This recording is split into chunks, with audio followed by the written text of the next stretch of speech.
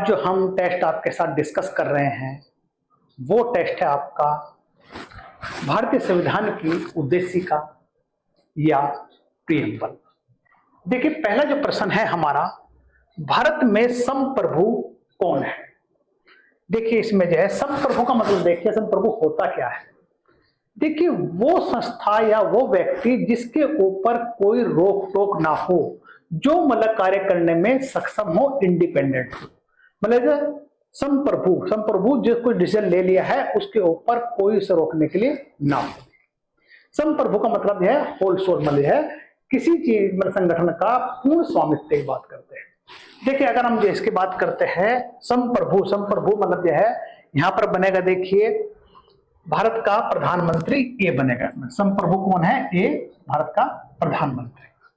अब यहां पर भारत में संप्रभु है भारत का प्रधानमंत्री, आंसर बन गया हमारा ए।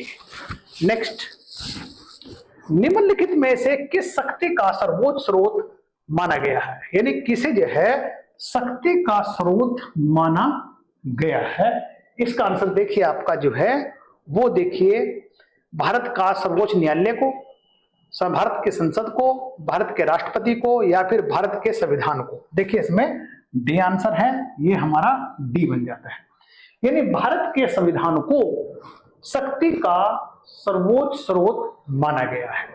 हमारे संविधान से ऊपर कुछ भी नहीं है, सब संविधान के अंतर्गत आता है, ये चीज देखिए। नेक्स्ट, भारत के संविधान में प्रयुक्त शब्द धर्मनिरपेक्ष, धर्मनिरपेक्ष का मतलब जो है किसी का राज्य का कोई धर्म ना हो, का अर्थ क्या है।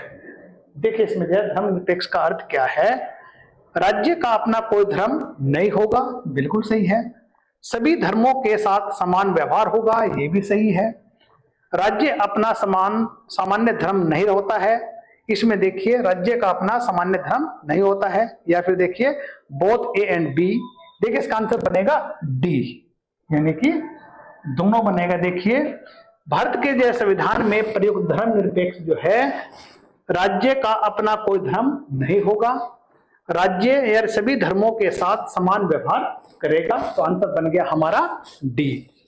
नेक्स्ट, भारतीय संविधान में धर्मनिरपेक्ष शब्द का क्या अर्थ है।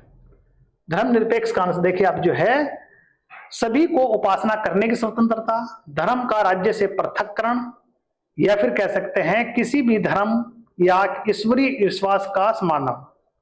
अब देखिए इसका आंसर बनेगा धर्म का राज्य से पृथककरण या धर्म का राज्य से बिल्कुल अलग करना, यह बन गया आंसर हमारा बी। धर्मनिरपेक्ष का मतलब यह है धर्म का राज्य से अलग करना, यानी राज्य अलग धर्म अलग, ये देखिए धर्मनिरपेक्ष, यानी किसी भी धर्म को कोई इंपॉर्टेंस ना देना। देखिए आगे देखिए। नेक्स्ट, भारतीय संविधान के प्रस्तावना में न्याय की अवधारणा का सही संयोजन है। देखिए इसका आंसर बनेगा हमारा, यानी भारतीय संविधान की प्रस्तावना में न्याय की अवधारणा जो है उसमें क्या है, सामाजिक, आर्थिक और राजनीतिक न्याय होना चाहिए। देखिए आंसर बन गया हमारा सी, यानी संविधान के प्रस्तावना में सामाजिक, आर्थिक, राजनीतिक का संयोजन सही है। नेक्स्ट क्वेश्चन देखिए आपका जो है, भारतीय संविधान की प्रस्तावना में दो शब्द समाजवादी एवं पंथ निरपेक्ष किस वर्ष जोड़े गए थे। यानी भारतीय संविधान की प्रस्तावना में दो शब्द समाजवादी और पंथ निरपेक्ष किस वर्ष जोड़े गए थे। यह है 1976, आंसर बन गया हमारा ए। नेक्स्ट, भारतीय संविधान की प्रस्तावना में भारत को प्रजातांत्रिक घोषित किया गया है क्योंकि, देखिए इसमें आंसर बनेगा राज्य प्रमुख जनतांत्रिक ढंग से निर्वाचित होता है, बी संप्रभुता राज्य में निहित होती है, संसद के 2 सदन द्वारा बना होता है, राष्ट्रपति का निर्वाचन अप्रत्यक्ष प्रकार से होता है। देखिए यहां पर कहा है भारतीय संविधान की प्रस्तावना में भारत को प्रजातांत्रिक घोषित किया गया है। इसका देखिए आंसर बनेगा, देखिए इसमें जो है राज्य प्रमुख जनतांत्रिक ढंग से निर्वाचित होता है, आंसर बन गया हमारा ए। तो आंसर इसका ए बन जाता है हमारा। नेक्स्ट क्वेश्चन देखिए आप जो है, भारतीय संविधान में कौन सा भाग शांति में सामाजिक क्रांति के प्रति संविधान निर्माताओं की प्रतिबद्धता प्रदर्शित करता है? देखिए इसमें आंसर बन गया हमारा, देखिए प्रस्तावना, मूल अधिकारों संबंधित भाग 3, निर्देशक तत्व सिद्धांतों के संबंध भाग 4, उपरोक्त तीनों। अब देखिए यहां पर कह रहा है कौन सा भाग शांति में सामाजिक क्रांति के प्रति संविधान निर्माताओं की प्रतिबद्धता प्रदर्शित करते हैं। देखिए ऐसी बात हो रही है, ये प्रस्तावना में भी है, मूल अधिकारों संबंधित भी है, या फिर राज्य के नीति निर्देशक तत्व भी संबंधित है। इसका आंसर बन गया डी, ये सभी में है, आंसर बन जाता है हमारा डी। नेक्स्ट क्वेश्चन देखिए आपका ये है, समाजवादी और पंथ निरपेक्ष शब्द को भारतीय संविधान की उद्देशिका में जोड़ा गया है। देखिए इसका आंसर बनेगा, देखिए हमारा वह है हमारा 42वें संविधान संशोधन, यानी बी आंसर बनता है। 42वें संविधान संशोधन द्वारा देखिए समाजवादी और पंथ निरपेक्ष शब्दों को भारत के संविधान के उद्देशिका में जोड़ा गया है। नेक्स्ट क्वेश्चन देखिए आपका, किस संविधान संशोधन अधिनियम द्वारा ही संविधान की प्रस्तावना में पंथ निरपेक्ष समाजवादी शब्द जोड़ दिए गए हैं? इसका आंसर देखिए हमारा बनेगा, देखिए जो है ये बनेगा 42वें संशोधन, यानी सी 42वें संविधान संशोधन द्वारा बी आंसर है। नेक्स्ट देखिए हमारा, भारतीय संविधान की प्रस्तावना का अभी तक संशोधन हो चुका है? देखिए केवल एक बार, आंसर बनेगा हमारा ए। नेक्स्ट क्वेश्चन देखिए हमारा,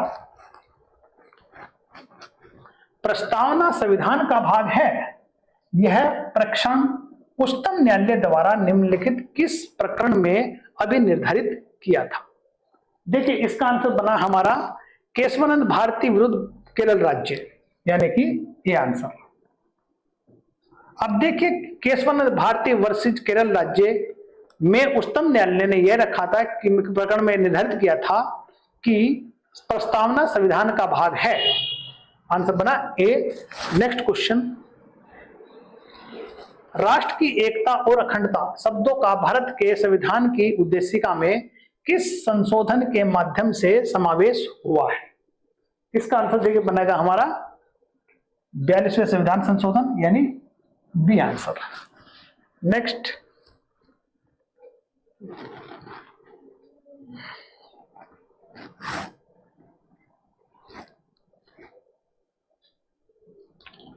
भारतीय संविधान की प्रस्तावना में राज्यों का संघ शब्द किस देश के संविधान से लिया गया है?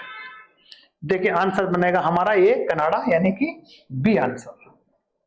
यानी कहने का मतलब समझिए आप जो है भारतीय संविधान की प्रस्तावना को या प्रस्तावना में राज्यों का संघ जो शब्द लिया गया है वो कनाडा के संविधान से लिया गया, आंसर बन गया बी।